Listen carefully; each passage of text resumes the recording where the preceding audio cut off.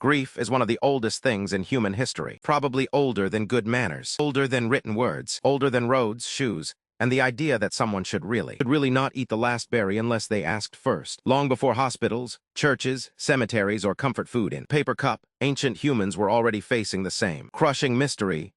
Someone you love is here one moment, and then they are gone. What do you do with that? Where does all that love go? What does a body mean after a person has left it? Ancient humans did not solve grief. Nobody does, but they did something very human. They made rituals, stories, objects, and places to hold the pain. And if you look closely, you can see that many of the things we do now came from those early tries. Some of the earliest signs of grief come from burials. That may sound simple, but it is huge. Burial says this person mattered. It says we noticed they were here. In caves and ancient graves, archaeologists have found bodies, carefully placed, sometimes curled up like sleeping people, sometimes laid with flowers, tools, shells, or ornaments. That is not random. That is care. That is memory made physical. Even very old humans seem to understand that dead bodies could not just be left behind like broken sticks. They were treated differently. Sometimes they were covered in red ochre, a kind of iron-rich earth that may have symbolized blood, life, or transformation. Sometimes they were buried in special spots. Sometimes objects were placed nearby, as if to help the dead person on a journey. We cannot know every meaning, but the pattern is clear. Ancient humans were not shrugging and walking away. They were doing something more complicated.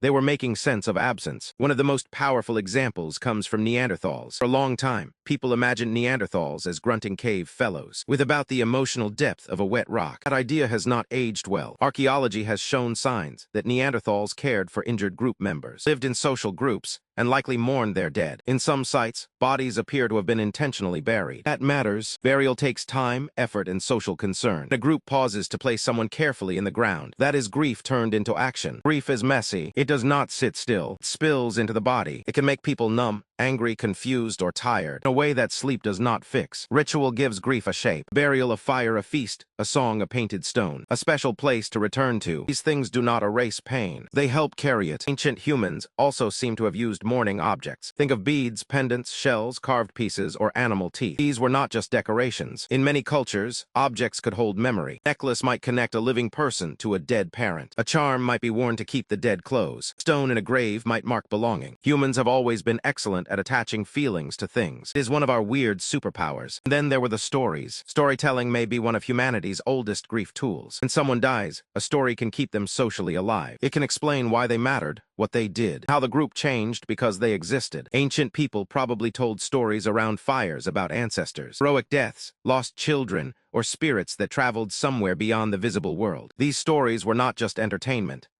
They were emotional infrastructure. They answered questions like, is death the end? Can the dead still watch over the living? Should we fear them, honor them, feed them, visit them? Different cultures answered differently, but the questions were everywhere. Grief seems to have pushed humans toward imagination. When reality hurts, the mind builds bridges. Some ancient mourning practices were surprisingly communal. In many early societies, grief was not a private hobby. It belonged to the whole group. People might wail together, shave their heads, smear ash on their skin, change their clothes, fast, dance, sing, or spend days near the dead. Loud grieving could be a way of showing respect. It could also be a signal to the group.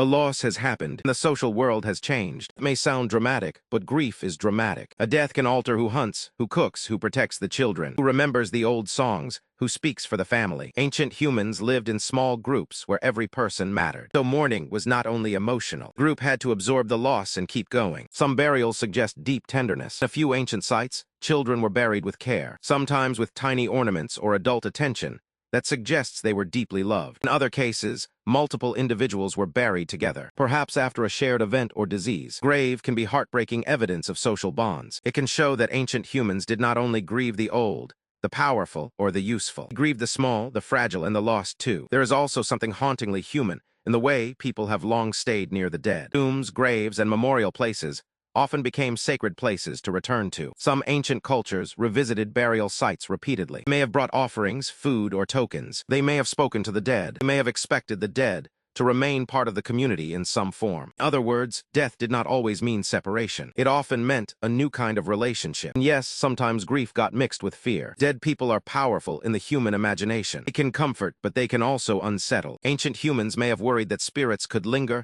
anger, or wander. That is one reason many burial customs involve careful treatment of the body. Covering, positioning, decorating and sealing a grave could all be ways of making peace between the living and the dead. Grief was not just sad. We gather, we tell stories, we bring flowers, we keep objects, we visit graves, we light candles, we make memory into action, because pure feeling is too slippery to hold. Ancient grief was probably shaped by a world we can barely imagine. Life was shorter, death was closer, children died more often, injuries could become fatal, infection was a constant threat, hunger, weather, wild animals, and conflict all made loss more common. That means ancient humans were not encountering grief as a rare emergency. They were living with it as a regular feature of life. That does not make it easier. It makes their responses even more impressive. Had to build meaning again and again. Some of the deepest evidence for grief comes not from grand monuments, but from small choices. A body tucked carefully in a grave, tool placed by a hand, a shell necklace left for someone who will not wear it, child buried with a flower. These details whisper that early humans did not see death as just biology. They saw relationship, they saw loss, they saw the need to do something, and that may be the heart of it. Ancient humans did not get over grief. They ritualized it, they shared it, they carried it together. They turned absence into memory,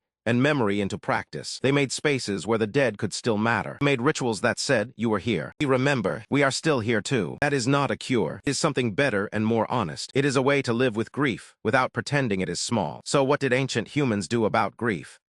They buried their dead. They told stories. They made offerings. They mourned loudly and quietly.